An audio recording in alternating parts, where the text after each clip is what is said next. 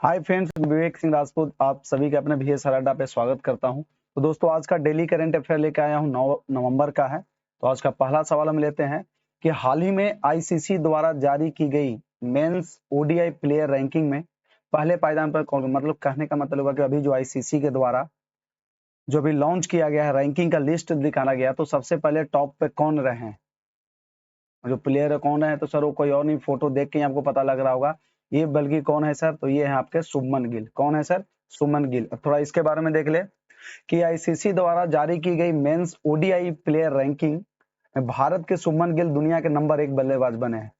जो शुभमन गिल है वो दुनिया के टॉप फर्स्ट बल्लेबाज बने हैं। कौन बने हैं सर?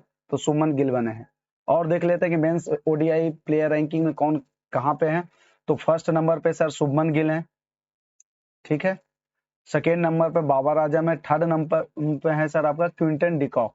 और विराट कोहली की बात करें तो सर वो चौथे नंबर पे हैं। और छठे नंबर पे अपना रोहित शर्मा है। तब समझ में आ गया सर कि अगर ICC का अगर मेंस ODI प्लेयर का रैंकिंग देखेंगे तो उसमें सबसे पहला नंबर पर शुभमन गिल, सेकेंड पर बाबर आजम, थर्ड पर क्विंटन डिकॉक, और फोर्थ पे कोहली, और सिक्स्थ पे रोहित शर्मा, ठीक है। फिर देखते हैं कि मेंस ODI प्लेयर रैंकिंग में बॉलर का जो फर्स्ट में कौन है सर? तो फर्स्ट में अपने इंडिया के ही है। कौन है सर? आपके मोहम्मद सिराज है। सेकेंड आपके हैं केशव महाराज, साउथ अफ्रीका के। जो थर्ड नंबर पे हैं वो है सर एडम जंपा। कहाँ के हैं सर? तो ऑस्ट्रेलिया के बॉलर है। तो समझ में आ गया कि बैटिंग में कौन पे है। तो बैटिंग में फर्स्ट नंबर पे शुभमन गिल है, और बॉलिंग में कौन है? तो फर्स्ट नंबर पे मोहम्मद सिराज है, ठीक है। और आज का दूसरा सवाल लेते हैं सर कि हाल ही में पैरेलल बैलिस्टिक मिसाइल का परीक्षण किया गया, यह किस प्रकार की मिसाइल है? जो हाल ही में जो किया गया था, मिसाइल का जो प्रदर्शन किया गया था, ये किस चीज का मिसाइल है? तो पहले इसके बारे में देख लेते हैं सर। तो ये देखिए आपका मिसाइल है। देखने से ही क्या लग रहा है? पहले मिसाइल को देखो, ये क्या है सर? अगर इसकी मैं बात करूं तो कहाँ पे है? ये ग्राउंड पे है। और यहाँ से जब मिसाइल लॉन्च हुआ है तो कहाँ जा रहा है सर? ये एयर में जा रहा है। कहाँ जा रहा है? एयर में जा रहा है, यानी कि surface to air, surface to air guided missile ये है। तो ये कहा हुआ सर? तो हाल ही में उड़ीसा तट के पास अब्दुल कलाम द्वीप से सतह पर मार, सतह टू सतह मतलब ग्राउंड टू ग्राउंड, सॉरी ये सरफेस टू एयर नहीं, ये ग्राउंड टू ग्राउंड है। आपका ग्राउंड टू ग्राउंड मार करने वाली कम दूरी की बैलिस्टिक मिसाइल है। ये सरफेस टू सरफेस का है। तो कहाँ है सर? यहाँ से पता लग गया कि सतह से सतह मार करने वाली बैलिस्टिक मिसाइल है। कहाँ से किया गया सर? तो उड़ीसा का अब्दुल कलाम द्वीप से किया गया है। इसके बारे में देख लेते हैं सर क्या है। तो सर इसकी मारक क्षमता 300 से 500 किलोमीटर है। इसको बनाया किसने है? तो सर इसको DRDO ने बनाया है। और यह अपने साथ 500 से 1000 kg तक का पे लोड भी ले जाने की सक्षम है। यानी 500 से 1000 kg तक का ये बॉम्ब ड्रॉप कर सकता है, मतलब कि यहाँ से लॉन्च कर सकता है। और यह चीन एवं पाकिस्तान की सीमा के पास, कहाँ पे? चीन और पाकिस्तान की सीमा के पास तैनात करने के लिए विकसित किया गया है। कहाँ पे लगाने के लिए? तो चाइना और पाकिस्तान के बॉर्डर पे लगाने के लिए। फिर आज का तीसरा सवाल देखते हैं सर कि भारत की रक्षा परियोजनाओं में 100% FDI हासिल करने वाली पहली विदेशी कंपनी कौन सी है? तो पहली विदेशी कंपनी कौन सी है सर? तो वो है आपका, देखिए फिगर से ही पता लग रहा होगा, वो है सर आपका साब। उस कंपनी का नाम क्या है सर? साब। थोड़ा सा इसके बारे में देख ले कि स्वीडन की साब कंपनी भारत की रक्षा परियोजनाओं में 100% FDI हासिल करने वाली पहली विदेशी कंपनी बन गई है। फॉरेन डेवलपमेंट होता है ना, इन्वेस्टमेंट। तो सर ये आपका ये साब जो कंपनी कहाँ का है? तो सर स्वीडन का कंपनी है। ये 100% FDI इसमें कर रही है इंडिया में। और देखे तो साब कंपनी कंधे से दागे जाने वाले रॉकेट बनाने के लिए, जो कंधा के ऊपर रख के जो लॉन्चर से जो लॉन्च करते हैं रॉकेट, वो बनाने में एक नया मैन्युफैक्चरिंग प्लांट स्थापित करेगी। यह परियोजना हरियाणा में स्थापित होने की संभावना, मतलब कहने का मतलब हुआ कि कंधे पर रख के जो रॉकेट लॉन्च करते हैं उसको बनाने के लिए जो मैन्युफैक्चरिंग प्लांट जो बनाई जाएगी वो कहाँ पे बनाई जाएगी? तो सर वो बनाई जाएगी आपका हरियाणा में। कहाँ पे सर? तो आपका हरियाणा में बनाई जाएगी। अब देखते हैं सर कि भारत पहले रक्षा क्षेत्र में केवल 74% FDI की ही अनुमति देता था। कितना? मात्र 74%। बट आजकल क्या है, 2015 में क्लियरिंग नियमों में ढील दी गई और फर्म को रक्षा क्षेत्र में 100% एफडीआई की उन्नति दी गई। पहले कितना था? तो सर पहले 74% था, अब कितना हो गया है? तो सर अब 100% हो गया। कितना? तो 100%।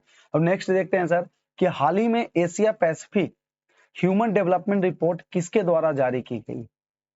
तो सर ये जारी की गई है यूएनडीपी। किसके द्वारा? यूएनडीपी। इसकी फुल फॉर्म क्या है सर? तो देखिए, United Nations development programme, UNDP, ये जो आपके सामने दिख रहा होगा, यूनाइटेड नेशन डेवलपमेंट प्रोग्राम। इसके बारे में थोड़ा देख लेते हैं सर। तो हाल ही में संयुक्त राष्ट्र विकास कार्यक्रम यूएनडीपी ने Asia Pacific human development report जारी की है। ठीक है, okay. According to the report, report के अनुसार हम देखें तो भारत उच्च आय वाले देशों में शामिल हो गया है। किस में शामिल हो गया है?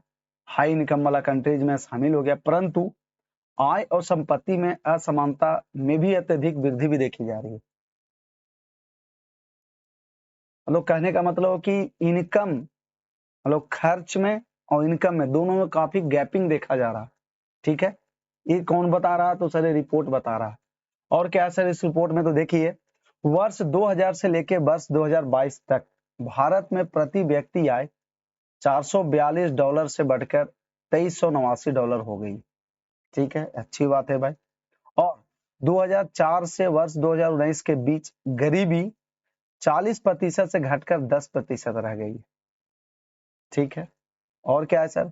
तो कार्य भागीदारी में महिलाओं की हिस्सेदारी 23% बढ़ी है, 23% बढ़ गई है। और भारत के 18.50 करोड़ लोग, मतलब 18.5 करोड़ लोग गरीबी में रहने को मजबूर हैं, जिनकी आय 180 रुपये से भी कम है। ठीक है, ओके। अब नेक्स्ट सवाल देखते हैं सर कि कृषि समाचार निगरानी के लिए लॉन्च किया गया भारत का पहला ए समाधान का नाम क्या है? पहला ए आई यहाँ पे छोड़ दिया है, यहाँ पे ए आई है एक्चुअल में, ए आई सोल्यूशन। कौन सा सर? तो ए आई सोल्यूशन। ए आई समाधान का नाम क्या रखा गया है? तो सर इसका जो नाम रखा गया है वो रखा गया है सर आपका एग्रीकल्चर 24/7, कृषि 24/7, मतलब 7 दिन 24 घंटे। ठीक है, और इसमें क्या है सर?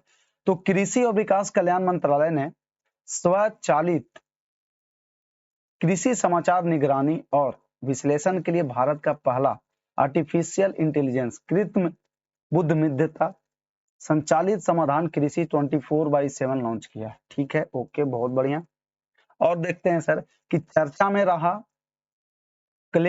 क्लेयूचेवस्काय ज्वालामुखी किस देश में स्थित है? चर्चा में रहा है, कौन सा देश में स्थित है? तो सर ये आपका रसिया में स्थित है। कहाँ पे है सर? तो आपका रसिया में स्थित है। इससे रिलेटेड हम देख लेते हैं कि हाल ही में रूस के उत्तरी कामचटका प्रायद्वीप में स्थित क्लाइचुएस्क्यू ज्वालामुखी में विस्फोट हुआ। ओके, यह विस्फोट वर्ष 2023 में तीसरी बार हुआ है। ये सवाल आ सकता है कि जो विस्फोट हुआ था कितनी बार हुआ है सर? तो तीसरी बार हुआ है। और बता दूं मैं इसके साथ कि यह साइबेरिया का सबसे ऊंचा पर्वत और यूरेशिया का सबसे ऊंचा सक्रिय ज्वालामुखी है।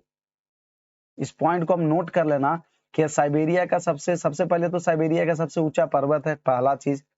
दूसरा चीज क्या है सर? तो ये यूरेशिया का सबसे ऊंचा सक्रिय ज्वालामुखी है, मतलब एक्टिव वोल्केनो है सर, जो कि कभी भी फट सकता है।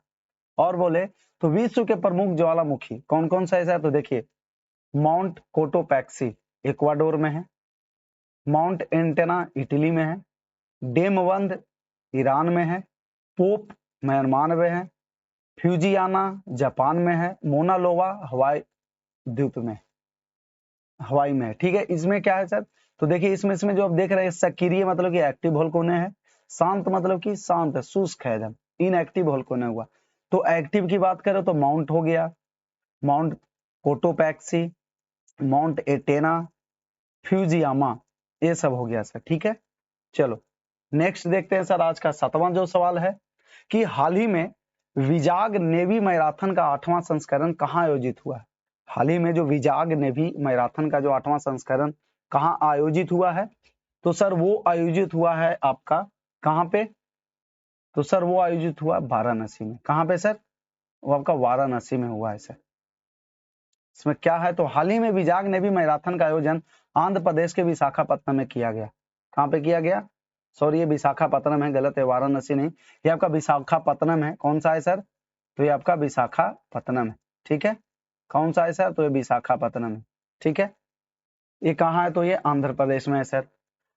इसका ऑर्गेनाइजर कौन है? तो सर ईस्टर्न नेवल कमांड, पूर्वी नेवल कमांड इसका ऑर्गेनाइज किया था सर। और इस मैराथन को एसोसिएशन ऑफ इंटरनेशनल मैराथन द्वारा मान्यता प्राप्त है। विजाग नेवी मैराथन, इसका नाम क्या है सर? Vizag navy marathon. यह भारतीय नौसेना की पूर्वी नौसेना कमान द्वारा आयोजित एक वार्षिक दौड़ कार्यक्रम है। हर साल एक बार ये जो आपका मैराथन का प्रतियोगिता है हर साल होता है सर, नेवी के द्वारा। किसके द्वारा? नेवी के द्वारा, वो भी तो ईस्टर्न नेवल कमांड के द्वारा। और अगला सवाल हम देखते हैं सर कि हाल ही में किसे भारत के महासर्वेक्षक नियुक्त किया गया? तो हाल ही में सबसे पहले किनको नियुक्त किया गया है? तो सर वो है आपके हितेश कुमार एस मकवाना। हितेश कुमार एस मकवाना को जो अपॉइंट किया गया है वो किया गया है sir surveyor general of India. ठीक है, इनके बारे में देखते हैं सर कि भारत के महासर्वेक्षक भारतीय सर्वेक्षक विभाग के प्रमुख होता है, जो भारत सरकार के विज्ञान और प्रौद्योगिकी मंत्रालय के अंतर्गत एक विभाग है। ठीक है, नेक्स्ट देखते हैं सर आज का अगला सवाल कि अंतर्राष्ट्रीय खनन और संसाधन सम्मेलन 2023 का आयोजन किस देश में किया गया? तो सर किस देश में किया गया है? तो किया गया है सर आपका फ्रांस में। कहाँ किया गया है सर? वो ये ऑस्ट्रेलिया में किया गया। आपका ये फोटो से भी दिख रहा होगा, ये कहाँ पे किया गया है? तो सर ये ऑस्ट्रेलिया में किया गया है। कहाँ पे? सर ऑस्ट्रेलिया में किया गया है। इसके बारे में देख लेते हैं सर कि हाल ही में भारतीय प्रतिनिधि मंडल ने सिडनी ऑस्ट्रेलिया में आयोजित होने वाली अंतर्राष्ट्रीय खनन और संसाधन सम्मेलन 2023 में भाग लिया। ओके, और अंतर्राष्ट्रीय खनन और संसाधन सम्मेलन ऑस्ट्रेलिया का सबसे बड़ा और सबसे प्रमुख खनन कार्यक्रम है। ठीक है, यह वैश्विक खनन क्षेत्र के लिए एक प्रमुख मंच भी है। ठीक है, बहुत बढ़िया। आज का सर जो आखिरी जो टॉपिक है, आज का आखिरी सवाल है वो ये है कि उत्तराखंड का स्थापना दिवस जो है कब मनाया जाता है? मतलब उत्तराखंड का स्थापना कब हुआ था सर? तो आपको सामने से भी लिख रहा है कि जो देश का जो 27वां राज, कौन सा राज? 27वां जो राज बना था उत्तराखंड, जो उत्तराखंड जो राज बना था सर, वो कहाँ का है? तो सर उत्तराखंड का जो आपका फाउंडेशन डे है वो है सर आपका 9 नवंबर। आज ही के दिन उत्तराखंड का क्या हुआ था सर? तो आज ही के दिन इसका बना था सर। इसके बारे में थोड़ा देख लेते हैं। तो उत्तराखंड स्थापना दिवस, जिसे उत्तराखंड दिवस भी कहा जाता है, 9 नवंबर को मनाया जाता है। कब मनाया जाता है? तो सर उत्तराखंड दिवस 9 नवंबर को मनाते हैं। कब मनाते हैं सर?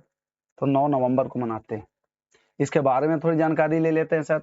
तो 9 नवंबर 2000 को कभी बना है सर? तो देखिए 9 नवंबर 2000, कब? 2000 को उत्तर प्रदेश से अलग करके उत्तराखंड को 27वां राज्य घोषित किया गया था।